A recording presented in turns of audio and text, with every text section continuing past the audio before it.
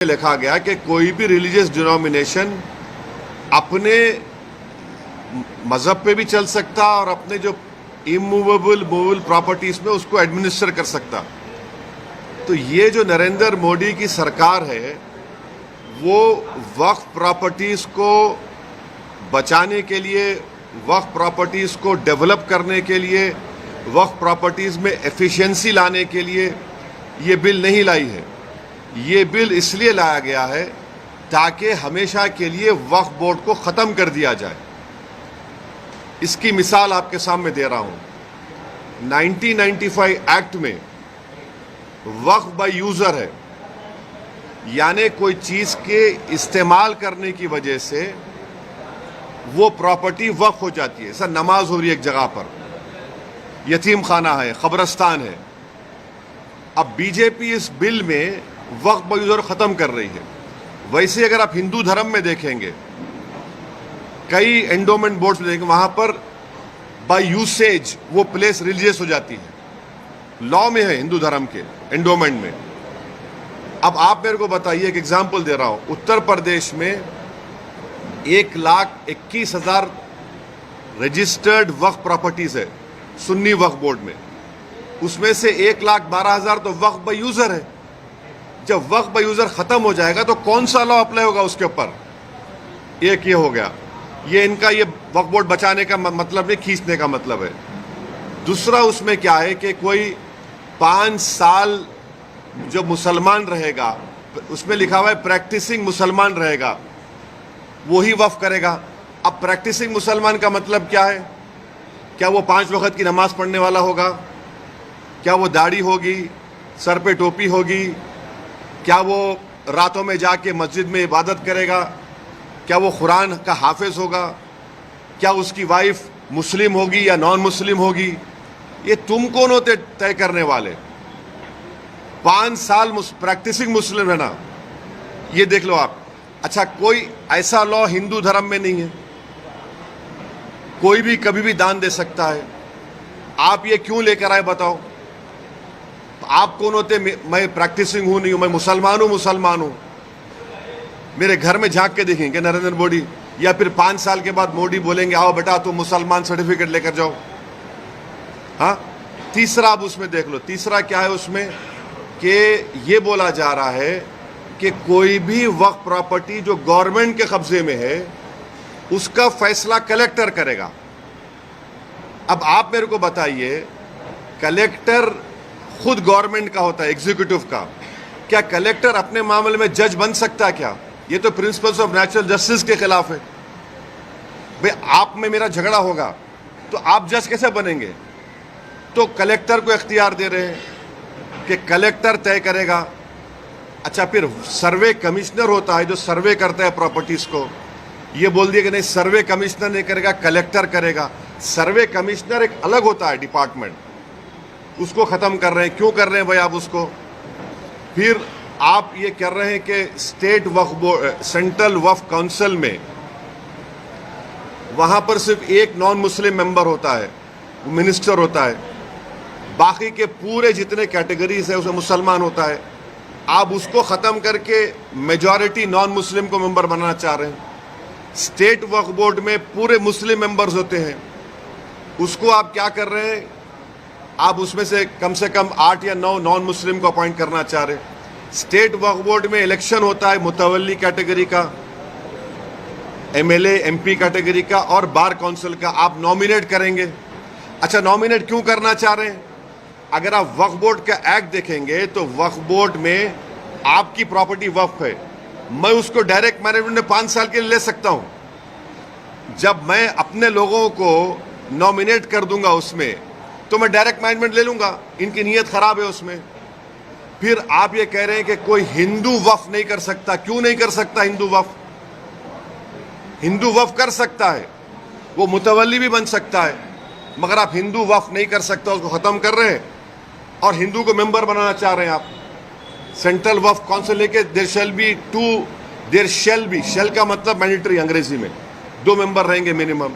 फिर ये झूठा प्रोपेगेंडा बीजेपी की कि हम महिलाओं को बना रहे हैं, वो पढ़ते नहीं है। ऑलरेडी महिला का प्रोविजन है। क्या प्रोविजन है? अब ये बोल रहे कि 2 बनाएंगे। अभी जो प्रोविजन है एटलीस्ट 2, यानी 2 से बढ़ सकते, आप 2 कर दिए खाली उसको।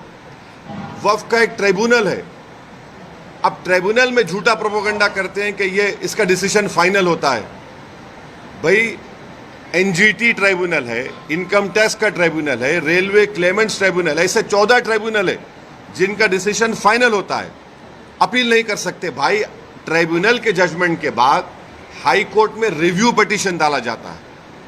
अपील करने से तो लाखों केस कोर्ट में है, और रिव्यू पिटीशन में हाई कोर्ट पूरा रिकॉर्ड मंगा सकता है, तो ये वक्फ के फेवर में नहीं है। फिर इसमें आपने एक कानून लेकर आए।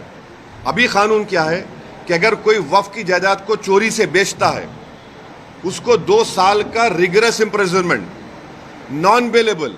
अभी मोदी जी के दिमाग में ख्याल आया, क्या ख्याल आया कि तू वक्फ बोर्ड की जायदाद को बेच दे।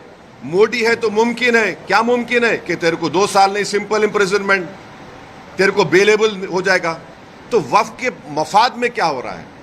ट्राइब्यूनल है वक्फ का ट्राइब्यूनल, उसमें एक डिस्ट्रिक्ट जज सीजे अपॉइंट करते हैं हाई कोर्ट के, एक इस्लामिक नॉलेज का जानकार और एक एमिनेंट पर्सन। अब आप क्या करते हैं? रिटायर्ड डिस्ट्रिक्ट जज, रिटायर्ड गवर्नमेंट एम्प्लॉय, कैसे होगा? फिर अगर आपकी कोई वक्फ की प्रॉपर्टी है, मैं जाके कंप्लेन करता हूं कि ये वक्फ नहीं है, तो collector will order an inquiry. अच्छा, pending inquiry your property will not be वक्फ की एक्ट में बोल रहे, बिल में बोल रहे, and there is no time limit for that inquiry, and the collector will do the inquiry as he deems fit. इसका क्या मतलब? यानी आपकी प्रॉपर्टी को मैं कंप्लेन कर दिया कि वक्फ नहीं है, तो कलेक्टर साहब 10 साल ले लेंगे, तब भी वक्फ नहीं रहेगा, वो अपने कंट्रोल में, उनके कंट्रोल में आ जाएगा। तो ऑल इन ऑल अगर आप देखेंगे, इस बिल में वक्फ प्रॉपर्टीज के एफिशिएंसी के लिए नहीं बनाया गया है, ये वक्फ प्रॉपर्टी को खत्म करने के लिए बनाया गया है। अब हिंदू मेंबर्स को या नॉन मुस्लिम मेंबर्स को अपॉइंट कर रहे हैं। भाई आप उत्तर प्रदेश में जाइए, उत्तर प्रदेश में जो काशी बोर्ड है, वहां पर तो क्लियर लिखा हुआ है कि he has to be Hindu. अगर वो हिंदू धर्म छोड़ेगा तो मेंबरशिप चले जाएगी। फिर आप देख लीजिए जाकर, आप ये जो आपका तमिलनाडु का एक्ट है, तेलंगाना का एंडोमेंट एक्ट है, आंध्रा का है, उड़ीसा का है, इसमें सब लिखा गया कि only Hindu will become the member. अच्छा, हिंदू की परिभाषा क्या है संविधान में? हिंदू, सिख, बौद्ध और जैन, मगर इन मंदिरों में सिर्फ हिंदू बनेगा मेंबर। अब मिसाल के तौर पर मुंबई में ट्रस्ट में है आपका कौन सा मंदिर है? सिद्धि विनायक है। गुजरात में सोमनाथ की मंदिर, वो भी ट्रस्ट में आता। वहां पर आप किसको बनाते मेंबर?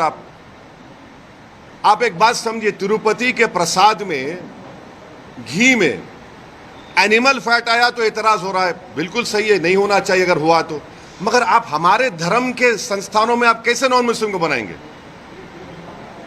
प्रसाद में आप बोल रहे कि एनिमल फैट आ गया तो गलत है, बोल हम भी मानते गलत है, नहीं आना चाहिए, उनकी आस्था है, मगर यहां पर हमारी आस्था, हमारे धर्म में ये तो वक्फ बोर्ड तो मुस्लिम धर्म का हिस्सा है।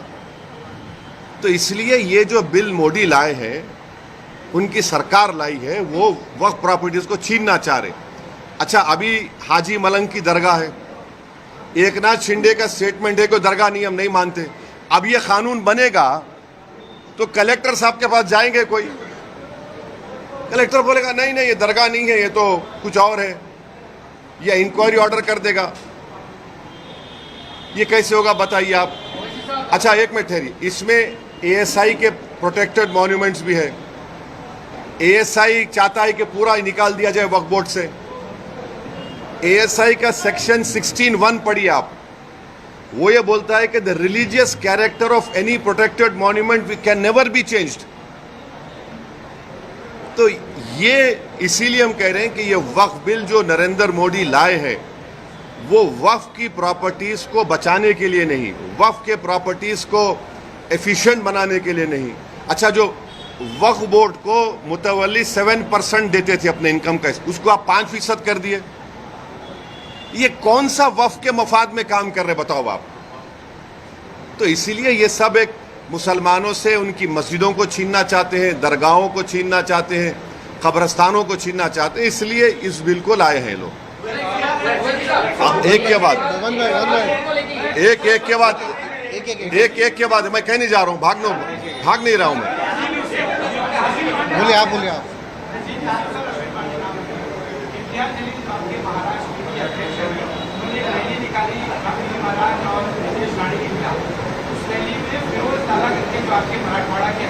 कौन? हाँ,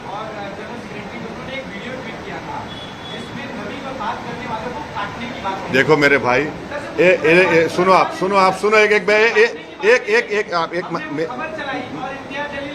हाँ बिल्कुल सही किया, बिल्कुल नहीं सुन तो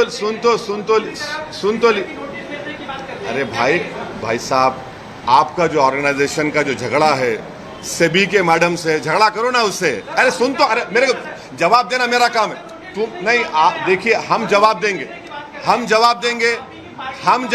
आप जवाब नहीं देंगे। आप सवाल कर लिए, सुनो अभी आप जैसा चाह रहे नहीं दूंगा मैं। आप मोदी है क्या? नहीं है ना मोदी, आप तो रुक जाइए। आप मोदी तो नहीं है ना, मेरे पीछे ईडी सीबीआई तो नहीं भिजाएंगे ना आप। सुनिए, मेरा जवाब यह है कि आप लोग झूठ चलाए, आपका झगड़ा सेबी से है। अब मैडम, अरे मेरा नहीं, उंगली मत दिखाओ, ऐसा मत दिखाओ। नहीं, आप जर्नलिस्ट है, मैं आपको बिल्कुल, वो झूठ है। हम बोल रहे तो नहीं, हम आपको बोल रहे झूठ है वो। आपको अब सुन तो लीजिए, इंडिया टीवी के रजत शर्मा ने तारीफ की इसकी। अब आपको पसंद नहीं आएगा बोलना, अरे बोल रहा हूँ। इंडिया टीवी के रजत शर्मा ने कहा कि इम्तियाज जलील ने कलेक्टर को रिप्रेजेंटेशन दिया, बाज नौजवान जज्बात में थे। इम्तियाज जलील ने कहा कि ख़त्म किस्सा। ये और रजत शर्मा जी ने अपने इंडिया टीवी पर कहा कि बहुत अच्छा किया उन्होंने। ये क्या, आप तो तारीफ भी करो। इतना बड़ा मजमा आया महाराष्ट्र की तारीख में, ये सबसे बड़ा मुसलमानों का प्रोटेस्ट था। सुन तो लीजिए, शायद आपकी पैदाइश से पहले एक प्रोटेस्ट मुंबई में हुआ था शाबानों के वक्त, उतना ही बड़ा प्रोटेस्ट हुआ। लोग ये कह रहे थे कि लोग नहीं आएंगे, 10,000 गाड़ियों से पूरे महाराष्ट्र से लोग निकल कर आए। पीसफुल प्रोटेस्ट था, पीसफुल प्रोटेस्ट में बात हुई और वो बात हम रखे। अब रहा सवाल, सेकेंड प्रोटेस्ट भी होगा, मुंबई में होगा। अगर हमारे डिमांड्स को महाराष्ट्र सरकार नहीं मानेगी तो आज़ाद मैदान में परमिशन लेकर हम यह प्रोटेस्ट करेंगे और ये प्रोटेस्ट जारी होगा।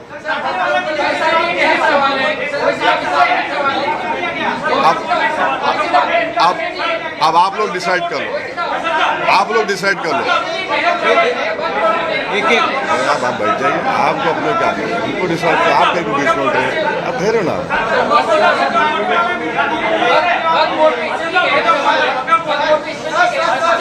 सवाल ये कि निशिकांत दुबे एक एमपी है जिन्होंने जेपीसी के चेयरमैन को लेटर लिखा है।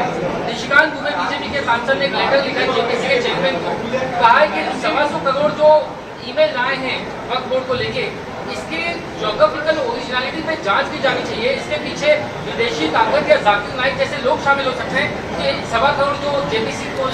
सुनिए, मैंने इनिशियल रिमार्क्स में अपने कहा कि ये जेपीसी नहीं है, ये जॉइंट वर्किंग कमेटी ऑन वक्फ है।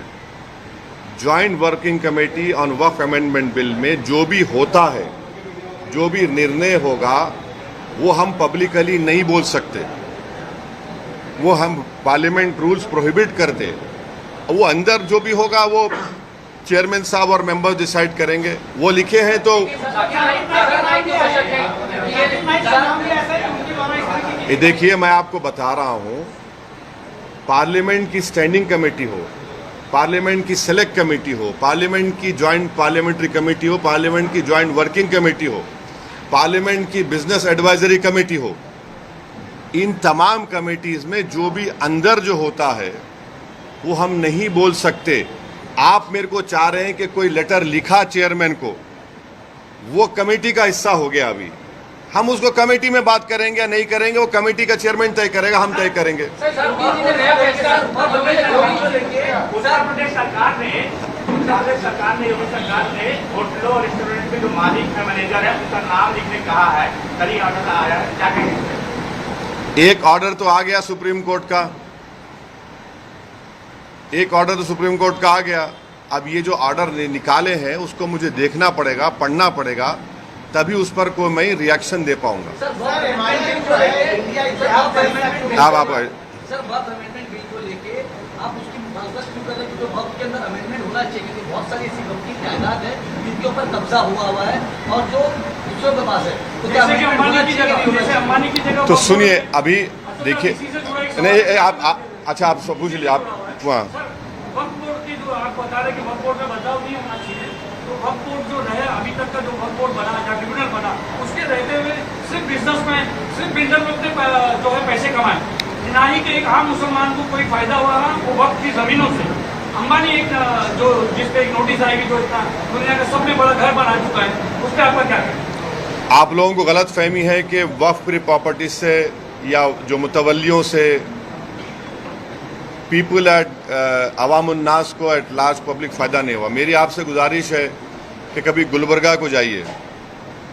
गुलबर्गा में जो उस ख्वाजा बंदा नवाज के जो सज्जादे हैं मोहम्मदुल हुसैनी रहमतुल्लाह अलैह, उन्होंने अपनी ज़िंदगी में आज से 50 साल 55 साल पहले उन्होंने एक स्कूल शुरू किया था और मुसलमान लड़कियों को तालीम दिलाने के लिए वो बंडी में, बैल बंडी में पर्दा लगाकर वो बंडी हर मुस्लिम घर को जाती थी ताकि वो मुस्लिम बच्चियां उसमें बैठकर आकर स्कूल में पढ़े। फिर उन्होंने स्कूल कायम किया, इंजीनियरिंग कॉलेज कायम किया, मेडिकल कॉलेज कायम किया। ऐसा आपको नेगेटिविटी मत दिखाइए, ये एक है। दूसरा ये है कि वक्फ बोर्ड को समरी एविक्शन पावर्स नहीं है। अगर मुझे किसी एनक्रोचर को निकालना है तो कलेक्टर को लिखना पड़ता मुझे। अगर मैं सुप्रीम कोर्ट में केस जीत भी जाता हूं तो मुझे ईपी फाइल करना पड़ता सिविल कोर्ट में। तो वक्फ बोर्ड को समरी एविक्शन पावर्स मिलने चाहिए जो हिंदू एंडोमेंट बोर्ड को दिए गए हैं, वो दीजिए और आप इन एनक्रोचर्स को निकालेंगे। अब जो एनक्रोचर्स है, लिमिटेशन एक्ट वक्फ प्रॉपर्टीज के ऊपर, limitation act Hindu endowment properties पर अप्लाई नहीं होता। अब इस बिल में नरेंद्र मोदी बोल रहे लिमिटेशन अप्लाई होगा, यानी जितने एनक्रोचर्स कब्जा करके बैठे हैं उनको अब मालिक बनाना चाह रहे। अब रहा सवाल तीसरा जो आप यहां पर बड़ी बिल्डिंग का हवाला दिए, वो जो है वो आगा खानी वक्फ की है। अब मोदी जी आगा खानियों के लिए वक्फ बना रहे, हम चैलेंज कर रहे मोदी जी को। आगा खानी जो वक्फ की प्रॉपर्टी थी जिसमें कुरान पढ़ाना, यतीम खाना था, वो उसको 21 करोड़ में किसने बेचा और क्यों बेचा? और क्या वहां पर वक्फ बोर्ड के ऑफिसर्स ने लिखकर नहीं दिया था कि this is a Waqf property? अभी भी मसला सुप्रीम कोर्ट में चल रहा है। तो ये अगर आप पावर्स देखिए, सेक्शन 40 का पावर छीन लेंगे, आप लिमिटेशन एक्ट अप्लाई करेंगे, वक्फ बाय यूजर निकाल देंगे, तो ये किसके लिए किया जा रहा है? फिर वक्फ बोर्ड के लिए तो नहीं किया जा रहा है ना, ये तो बड़े बड़े दौलतमंदों को फायदा पहुंचाने के लिए किया जा रहा है, बिल लाया जा रहा है। अखिलेश यादव वो नहीं पूछे अभी ने, बोले सर आप इंडिया जलील ने कहा था कि हम चाहते हैं कि महाविकास आघाड़ी के साथ गठबंधन हो ताकि वोटों का बंटवारा ना हो। इसके ऊपर महाविकास आघाड़ी की तरफ से कहा गया है कि अगर आप गठबंधन करना चाहते हो तो लेकिन प्रस्ताव दीजिए, खड़गे जी से बात करिए, उद्धव जी से बात करिए। एक बात आप बात करना चाहेंगे? इम्तियाज जलील साहब ने लिखकर एक प्रस्ताव भिजाया है कांग्रेस के महाराष्ट्र के अध्यक्ष को और एनसीपी के अध्यक्ष को, उन्होंने लिखकर भिजाया है। मैं इतना ही कहूंगा, अब वो उनको डिसाइड करना है। इससे जुड़ी हुई एक बात आपसे करना चाह रहा हूं, जो इम्तियाज जलील की लीडरशिप में जो प्रोसेशन, जो गाड़ियों का काफिला औरंगाबाद से निकला, उसमें तो इम्तियाज जलील ने हर जिले के कांग्रेस, राष्ट्रवादी और समाजवादी, इन तमाम के जिले के लीडर्स को से उनके बड़े बड़े अध्यक्ष को लेटर लिखा कि आप आइए, इसमें आप आकर इसको ज्वाइन करिए, ये कोई पॉलिटिकल प्रोटेस्ट नहीं है, आप इसमें शामिल हो जाइए। कोई नहीं आया भाई। इतने एमएलए, मुस्लिम एमएलए जीत कर आए कांग्रेस पार्टी से, उनको आना चाहिए था भाई। ये तो एमआईएम का फंक्शन नहीं था, ये तो जो उस शख्स ने हमारे प्रॉफेट मोहम्मद सल्लल्लाहु अलैहि वसल्लम के खिलाफ जो अनाप शनाप बकने की कोशिश की, और फिर एक बीजेपी का एक विधायक है जिसने अनाप शनाप भाषण दिया, उसके खिलाफ एक प्रोटेस्ट हुआ था, अब उसमें भी नहीं आते।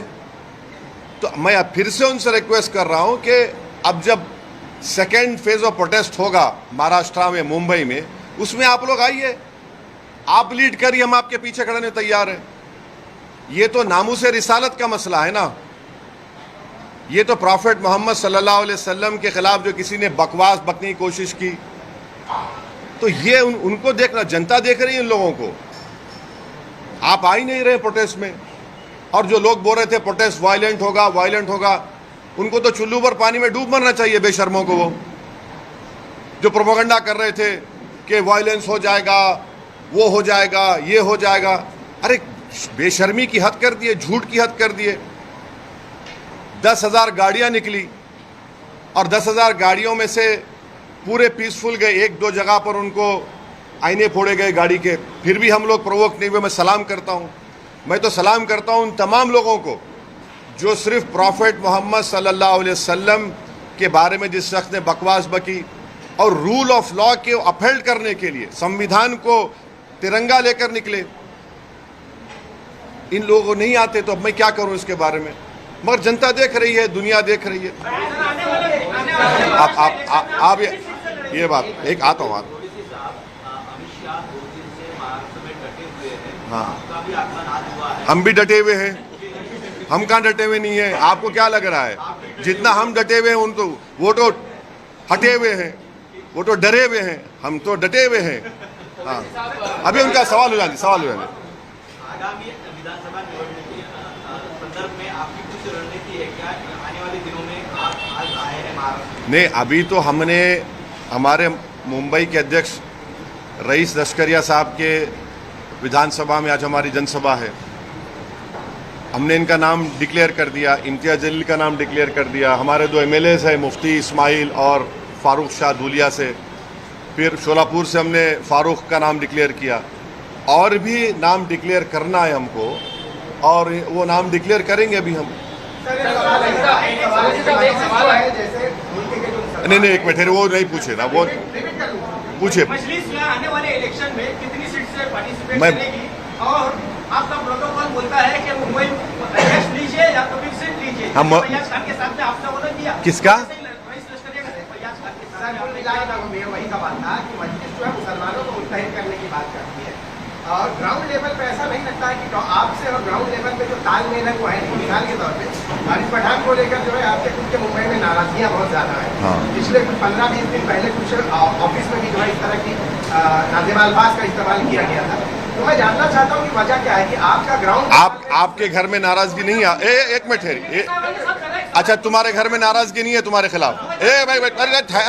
अरे तुम बोलने तो दो ना, तो तुम आके बैठो तो मैं उधर आता हूँ, आ जाओ इधर। तुम्हारे घर में नाराजगी नहीं है ना? हर घर में नाराजगी होती है, तो उसमें क्या है, घर है अपना।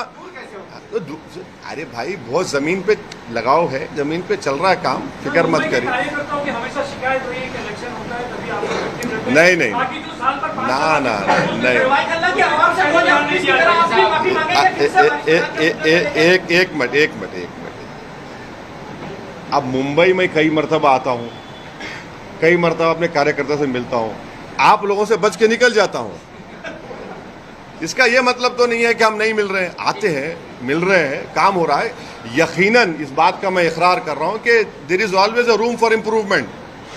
हम इम्प्रूवमेंट करेंगे और अच्छा करेंगे, मगर ये बोलना कि बिल्कुल ही नहीं, ऐसा नहीं है। ओवैसी साहब, एक सवाल ये जानना चाहता हूँ कि अखिलेश यादव ने ये आरोप लगाया है कि उत्तर प्रदेश में बाई इलेक्शन होने वाले हैं, उससे ठीक पहले योगी गवर्नमेंट वोटर्स लिस्ट में से मुसलमानों के नाम काट रही है। एक ये सवाल, और दूसरा सवाल जम्मू कश्मीर चुनाव में लेना चाहता हूँ, जिसमें बीजेपी पहले एक सवाल हो जान दीजिए।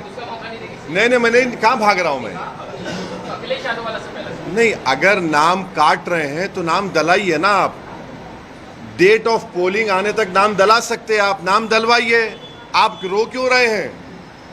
आप नाम दलवाइए। अगर आपके नाम का बीजेपी नाम डाल रही है डिलीशन का, तो आप डालिए उनका नाम, कौन रोक रहा है आपको? आप डालिए नाम। और इलेक्शन कमीशन को रिप्रेजेंटेशन भिजाइए, मीडिया को दीजिए कि कहाँ पे कौन सी 10 विधानसभा में चुनाव हो रहा है बाई इलेक्शन का, कहाँ से नाम काट रहे हैं वो दे दीजिए। मीडिया को बोल दीजिए कि इस विधानसभा में इतने नाम काटे गए मुसलमानों के, मगर नाम डलवाइए आप और करिए वो। सर मजलिस अब वो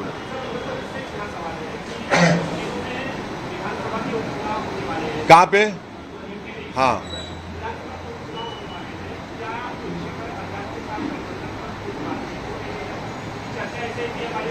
नहीं, इस सवाल का जवाब जो है हमारे उत्तर प्रदेश के अध्यक्ष जनाब शौकत अली साहब आपको देंगे।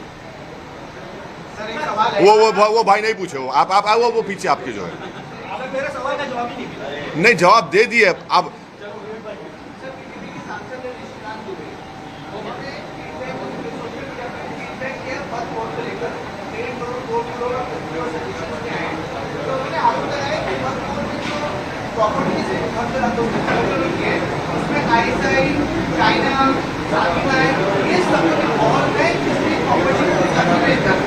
वो क्या बोल रहे?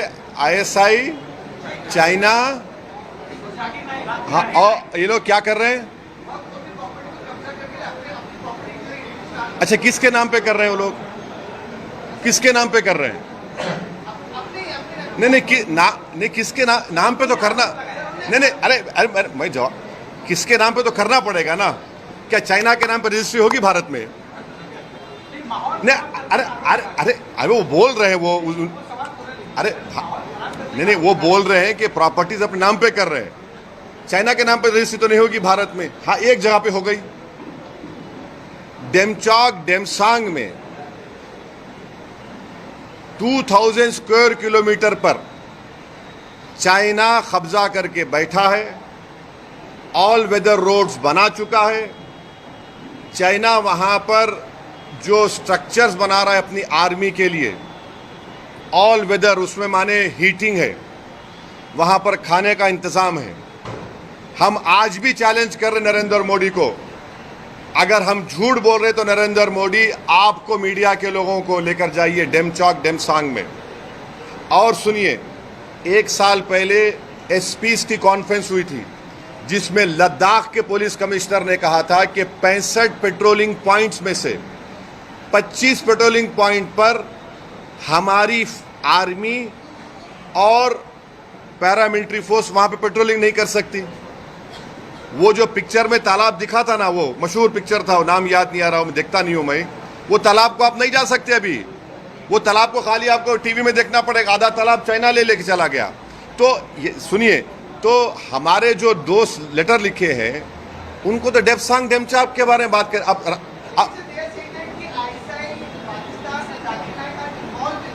हाँ, तो उनका इन्वॉल्व है तो देते प्रूफ, देते बराबर। अगर कोई इन्वॉल्व, चाइना इन्वॉल्व है तो हम तो बोलेंगे पहले चाइना को डेमसांग डेमचौक से निकाल कर उखाड़ कर फेंको।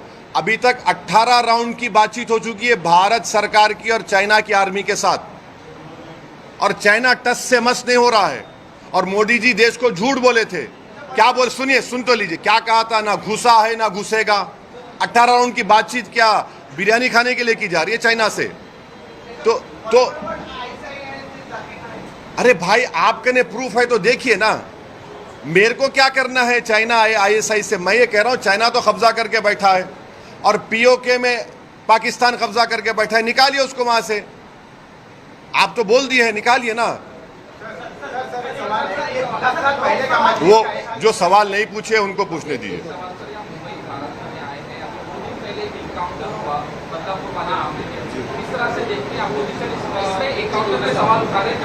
इसको एक ही जोड़ना चाहूंगा, शहर में जगह जगह पर पोस्टर लगे हैं, देवेंद्र फडणवीस की तस्वीर लगी है और लिखा गया है बदला पूरा, बदला पूरा हो गया, इस तरह के पोस्टर भी लगे। तो इस पोस्टर से शुरू करते हैं। अब वो बोल रहे हैं, सुन तो लीजिए ना, बदला पूरा हो गया। तो सरकार इस बात को मान रही है कि कोर्ट से सजा नहीं दिलाएंगे, ऑनरेबल जज साहब सजा नहीं देंगे, हम बदला लेंगे। देखिए, ये जो बदला लेते हैं ना, ये जो लोग बदला लेने वाले होते हैं, ये गैंगस्टर माफिया होते हैं। संविधान में इंसाफ होता है, जस्टिस होता है, और कोर्ट के जरिए से उस खाती को जब सजा दी जाती है तो बदला नहीं होता, वो जस्टिस होता है। तो बदले और जस्टिस में फर्क है। आप बदले की बात कर रहे हैं, हम जस्टिस की बात कर रहे हैं। अगर ऐसा ही होगा जैसा पोस्टर लगाकर बदला ले लिए तो फिर कोर्ट को बंद कर दो। आप जितने पब्लिक प्रोसिक्यूटर उनको बोलो छुट्टी मनाओ, चौपाटी पे जाकर बैठ के एंजॉय करो। जज साहब को बोलो आपकी जरूरत ही नहीं है। वो संविधान में जो राइट टू लाइफ एक फंडामेंटल राइट है, एक्यूज का भी है और आपका मेरा भी है। आप बदला लेकर नहीं मार सकते, आप जस्टिस करके उसकी आप कैपिटल पनिशमेंट दे सकते हो उनको, वो जस्टिस होगा। तो ये पोस्टर लगाने का मतलब ये है कि बीजेपी इस पर अपनी रोटी सेक रही है और उसको बदला कह रही है। हम जस्टिस का मुतालबा कर रहे हैं। सर, आपने जस्टिस की बात की, जो अखिलेश हैं, अक्षय शिंदे, उनके बाबा हाईकोर्ट में गए, कहा कि जो इनकाउंटर हुआ है गलत हुआ है। भाई ख्वाजा यूनुस याद है आपको? ख्वाजा यूनुस किसी को याद है? घाटकोपर में ख्वाजा यूनुस का क्या हुआ? अभी तक सब गूंगे बन के बैठे हैं। आज भी ख्वाजा यूनुस का परिवार पूछ रहा है कि भाई जिंदा है तो बताओ, मर गया तो कम से कम खबर बताओ। ख्वाजा यूनुस का क्या हुआ बताइए आप। हमने इसी मुंबई में पाकिस्तान से टेररिस्ट आए थे, वो जालिम आतंकवादी, वीटी स्टेशन पर खून की होली खेली गई, बड़े बड़े 5 स्टार होटल में मारा गया। हमने कसब को पकड़ा था और उस कसब को पकड़ने में मुंबई पुलिस के एक बड़ा कांस्टेबल ने अपनी जान की अजीम कुर्बानी दी। हेमंत करकरे की मौत हुई और 2 आईपीएस की मौत हुई। हमने, हमारे सिस्टम ने उस जालिम को गोली नहीं मारी, कसब को जेल में रखा, केस चलाया, कोर्ट ने उसको फांसी की सजा दी और जब वो मर गया तो मुंबई के मुसलमानों ने कहा कि हमारे कब्रिस्तान में मत दफनाओ उसको, वो नापाक है, उसको ले जाकर जेल में दफनाया गया। ये जस्टिस है। बदला और जस्टिस में फर्क ये है। वैसे साहब, हाल ही में जब भिवंडी में दंगे हुए तो वहाँ पर कुछ लोगों ने ये आरोप लगाया कि मस्जिद के सामने जय श्री राम के नारे लगाए गए, इससे जो पब्लिक भड़क गई और हालात बिगड़ गए। तो क्या ये जय श्री राम के नारे लगाना गलत है? और दूसरा ये कि जो गणपति की मूर्ति पे जो लोग पत्थर फेंकते हैं, क्या वो सच्चा मुसलमान हो सकता है? देखिए, कोई भी सच्चा या पक्का या झूठा ये आप और मैं तय करने वाले नहीं हैं, समझे ना। जो सबसे पहले अच्छा इंसान होना पड़ेगा, तभी वो अच्छा मुसलमान, अच्छा हिंदू होगा। अगर आप अच्छे इंसान नहीं हैं तो आप में ना अच्छे और बुरे की तमीज़ पैदा होगी। और अगर आप जब रिलीजियस प्रोसेशन निकाल रहे हैं तो आपका रिलीजियस प्रोसेशन आपको इस बात की इजाज़त नहीं देता कि आप किसी के भी रिलीजियस प्लेस के ऊपर कुछ गड़बड़ करें। और अगर कोई गड़बड़ करता है तो कानून को अपना काम करना चाहिए। ये हमारा मानना है। रूल ऑफ लॉ प्रिवेल होना चाहिए। कोई देखिए, एक बात सुनिए, 6 दिसंबर को कौन से पत्थर फेंके गए थे? सुनिए, आपको सुनना पड़ेगा। नहीं, आपको सुनना पड़ेगा। 6 दिसंबर को कौन सा पत्थर फेंका गया था? नहीं, 6 दिसंबर को बाबरी मस्जिद को पत्थर फेंका गया था। नहीं, 6 दिसंबर को पत्थर फेंका गया था। 6 दिसंबर को पत्थर फेंका गया, इसलिए मस्जिद तोड़ दी आपने। छोड़ दीजिए। नहीं, आप मेरे मुंह में अल्फाज डाल के अपनी सुन तो लीजिए। आप अपनी टीआरपी रेटिंग देखना। एक मिनट ठहरो। आप 6 दिसंबर को खंडन करेंगे? करिए, वेरी गुड, बहुत अच्छा है। मैं भी सुनिए, मैं आप जवाब दे रहा हूँ भाई। देखिए, सुन तो लीजिए। आप ऐसा करेंगे, अगर आप मन बना के आए हैं कि मेरी टीआरपी बढ़ जाएगी जी टीवी की और ईटी की, तो नहीं होगा। सुनिए, आप सुनना पड़ेगा, या नहीं सुनेंगे तो मैं खामोश बैठ जाता हूँ। अब इतना देखिए, मेरे को अंदाजा है कि मोदी जी के बारे में इतना बोला हूँ, आपको तकलीफ हो रही है अंदर से, मगर मैं ये कह रहा हूँ कि कानून का उल्लंघन नहीं होना चाहिए, किसी की तरफ से हो। और कानून का उल्लंघन होता है तो पुलिस एक्शन लेगी। आजकल तो सीसीटीवी आ गया ना, सीसीटीवी में सब निकलता है। वो तो बीएनएस में वो उसको एक्सेप्ट भी हो रहा है। अगर कोई भी कानून का उल्लंघन करता है तो कानून अपना काम करेगा। मगर कानून जब काम करेगा तो सबके लिए काम करना पड़ेगा। ऐसा नहीं होगा कि कोई मेरे प्रॉफिट मोहम्मद सल्लल्लाहु अलैहि वसल्लम के बारे में बोलेगा और उसको हाथ भी नहीं लगाएंगे। ऐसा तो नहीं होगा कि खड़े होकर बोले कि मस्जिद में घुस के मारूंगा क्योंकि वो सत्ता में जो पार्टी बैठी है उसका राज दुलारा है, उसको हाथ नहीं लगाएंगे। तो सेलेक्टिव इंप्लीमेंटेशन ऑफ कानून का नहीं होना चाहिए। कानून मजहब देखकर इस्तेमाल नहीं होना चाहिए, ये हमारा बोलना है। आप बोलिए।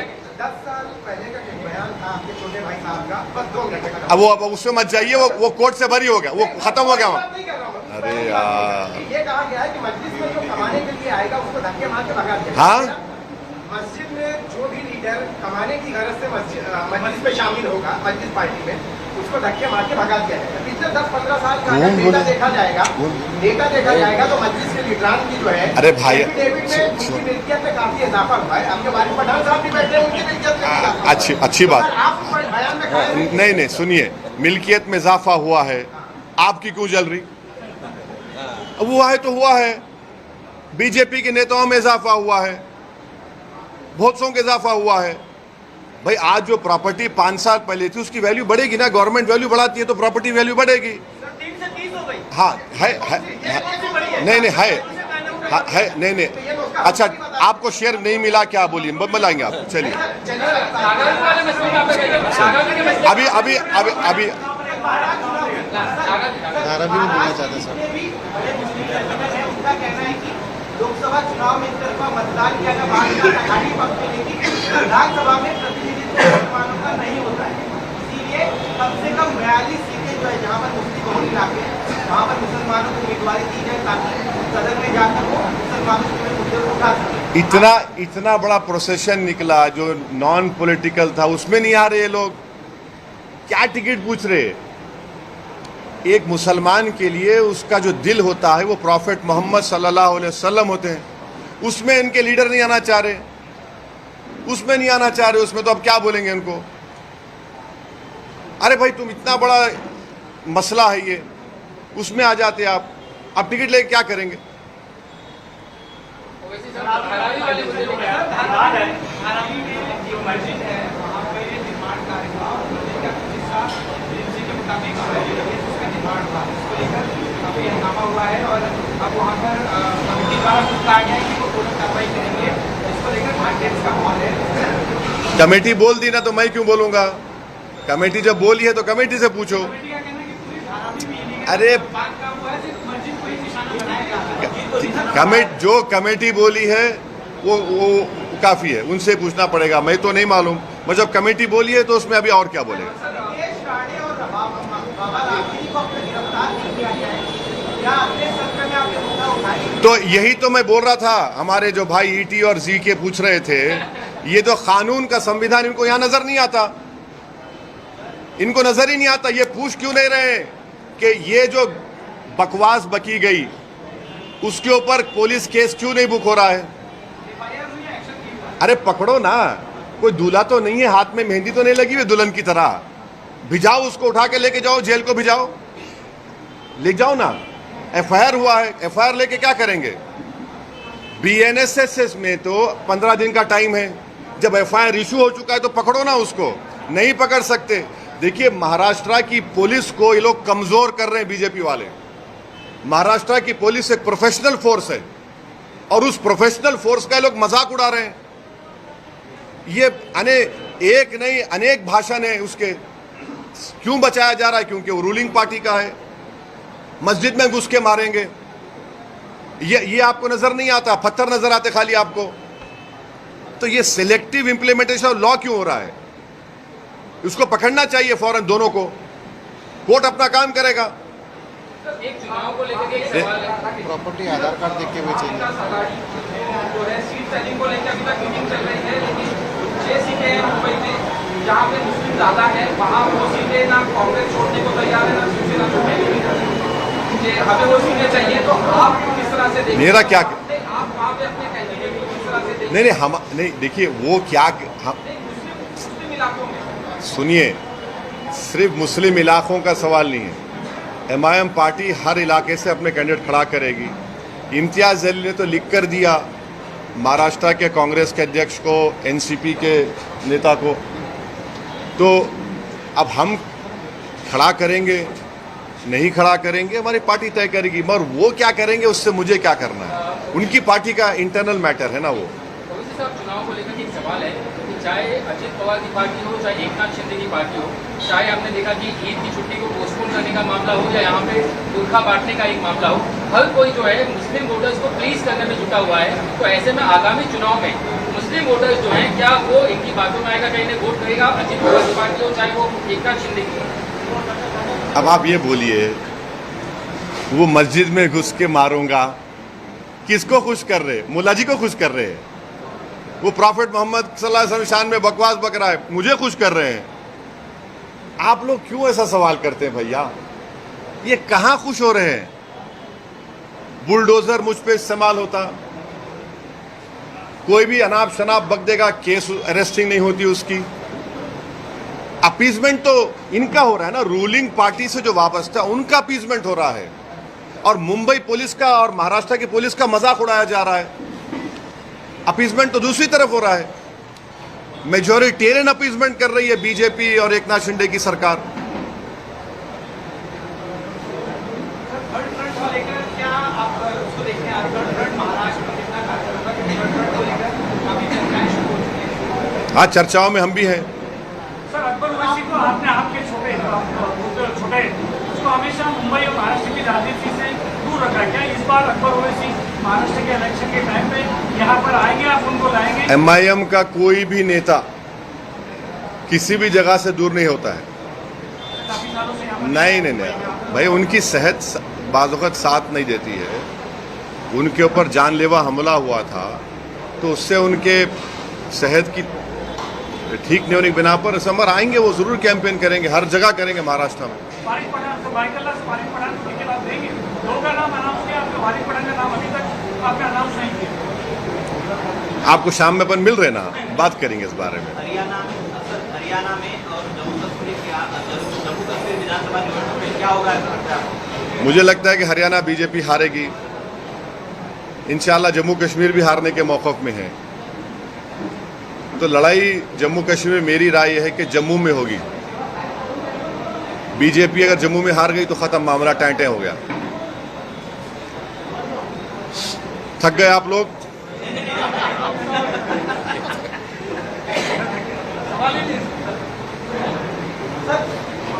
सोच सोच के क्यों बोल रहे प्यारे? SMS आया क्या? पूछ ले, बोल क्या पूछे? नहीं, जाना है हमको हमारे ऑफिस को, जाने का ही है। मेरे को हाथ दबा रहे मेरा, चलो चलो बोल के। सर, फिलिस्तीन के खिलाफ एहतजाज करने से महाराष्ट्र में या इंडिया में मनाही है, मगर मोदी जी फिलिस्तीन में जाके वहाँ पर रुक जताते हैं, क्या कहना? नहीं, अभी तो यूनाइटेड नेशन में महमूद अब्बास से हेलो या हबीबी बोल कर आए हैं। हाथ मिला है महमूद अब्बास से मोदी जी। आपने नहीं देखा फोटो? मिले हैं ना। और इंडिया शुरू से पैलेस्टाइन की ताईद में खड़ा है। यहाँ पर सर एहतजाज करने में क्यों मना किया जाता है? अब नहीं मालूम क्या तकलीफ है, नहीं क्या तकलीफ है मेरे को नहीं मालूम। हम तो भारत शुरू से, चाहे महात्मा गांधी से हो, पंडित नेहरू हो, जितने बड़े बड़े प्राइम मिनिस्टर थे, खुद हमारी मोदी के ये सरकार ने फ़लस्तीनियों के लिए एड भी भिजाया है। वो बोलते हैं कि हम 2 स्टेट का फाइल भी हैं। ये नहीं पूछे, ये नहीं पूछे।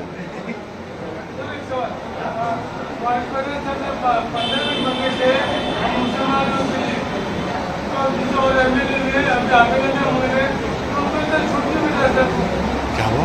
15 मिनट बोला, दूसरा मैंने 24 घंटा बोला, उसको छूट मिला। हाँ,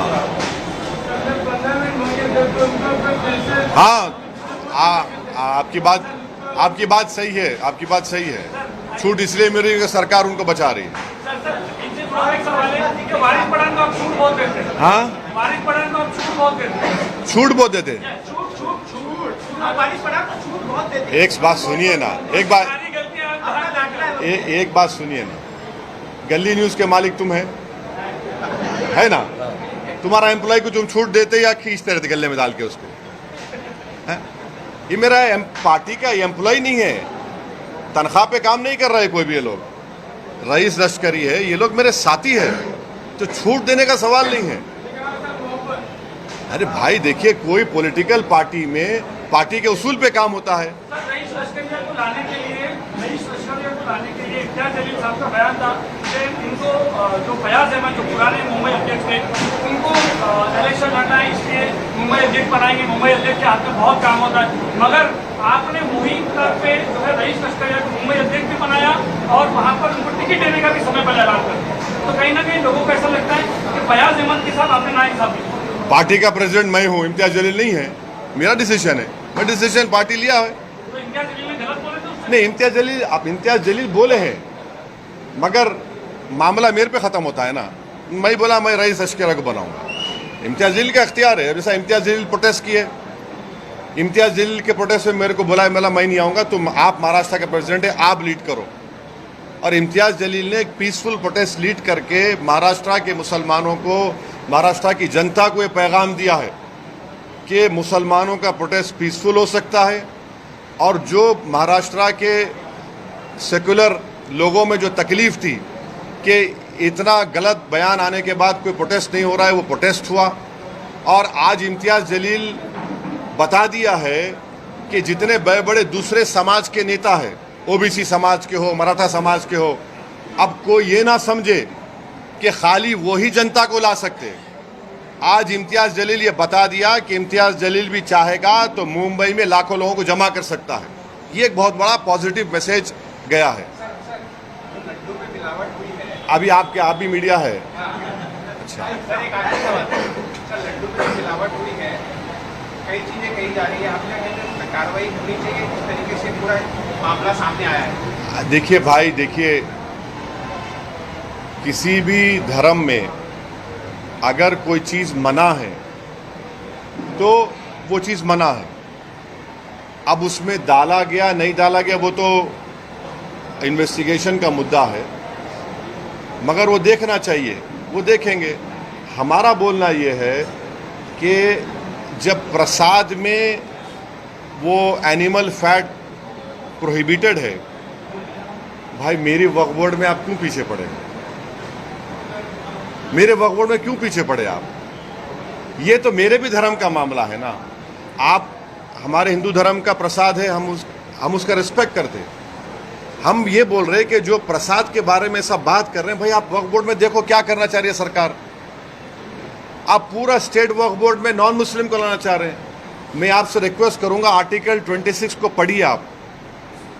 उसमें रिलीजियस डिनोमिनेशन को अपने मजहबी संस्थाओं का एडमिनिस्टर करने का राइट है मेरे को। आप मुझसे छीन रहे हैं, क्यों छीनना चाह रहे हैं आप? मेरी शिकायत मेरा यही है कि आप ये क्यों करना चाह रहे हैं? एक तरफ सर वक्फ बोर्ड की बात होगी, दूसरी तरफ कई सारे जो हिंदू साधु संत लोग कह रहे हैं, उसी तर्ज पे देश में हिंदू संरक्षक बोर्ड बनना चाहिए, जिसमें तमाम हिंदू सनातन के जितने जो धर्म हुए वो उसमें बोर्ड होने चाहिए। तो एक तरफ हम वक्फ बोर्ड की बात करें, दूसरी तरफ अब ये मांग की उठ रही है कि हिंदू संरक्षक बोर्ड बनाए। भाई वो बोल रहे हैं तो सरकार को सुनना चाहिए, सरकार को बात करनी चाहिए। वो क्या बोल रहे, वो क्या चाह रहे हैं मेरे को तो नहीं मालूम। मगर जितने हिंदू एंडोमेंट बोर्ड्स हैं उसमें चाहे वो आपके कितने 12 ज्योतिर्लिंग है या 18 ज्योतिर्लिंग, 12 है जो झारखंड में है। आप जाकर लॉ पढ़ लीजिए, उसमें भी लिखा हुआ है कि only a Hindu we can become a member. अगर कोई मुसलमान आता है उस कैटेगरी में तो गवर्नमेंट को राइट है किसी हिंदू को बना दे उस जगह पर। वो तो है।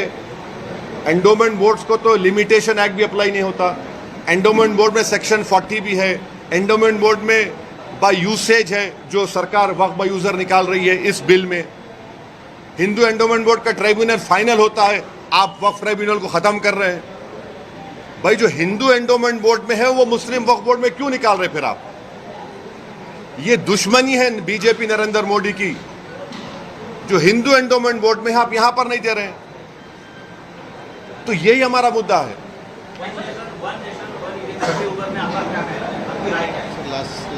ये आखिरी है ना, ए बस कर दे ना, बस फिर शाम में कुछ नहीं होगा। नीतीश आने ने कहा है कि रैली को देखते हुए कहा कि इतने पोहे तर आम्ही रोज सकाळी नाश्ते खातो आणि इतने लोग आए तो मैं सुबह नाश्ते में खाता क्या कहना उसको आज करते हैं क्या अब नहीं मालूम वो इंसान को खाता है क्या। ये कब से होगा खाने वाला, ये इंसान को खाता है वो, यही कहा उसने। क्या कहा, उसका तर्जुमा क्या है, ट्रांसलेशन क्या है? इन्होंने इतना लिखा इतने पोहे पूरा पोहे आटे रैली में के हाथ में पोहा, लिखा है पोहा। और कहा इतने पोहे तो मैं नाश्ते में खाता हूँ। अच्छा जो आदमी का मवासना है वो चावल के उसमें किया है। अच्छा अच्छा अच्छा, ओह। पोहे पोहे अब मौज बना लो प्यारे, तुम्हारी सरकार है, 1 महीना 2 महीने की बात है, मौज बना लो। तुम्हारे को जैसा है ना, ये एकनाथ शिंदे है, फडणवीस है, तो वो एक कहावत क्या है, एक कहावत, मशहूर कहावत है कि अब सरकार उनकी है तो वो बचा रही है उनको, मगर संविधान की बेइज्जती की जा रही है, महाराष्ट्र पुलिस की बेइज्जती की जा रही है, जो बकवास पे बकवास बोला जा रहा है। और अब बीएनएस कानून में प्रोविजन है 302 पढ़ो आप, जिसमें हर्टिंग रिलीजियस सेंटिमेंट है।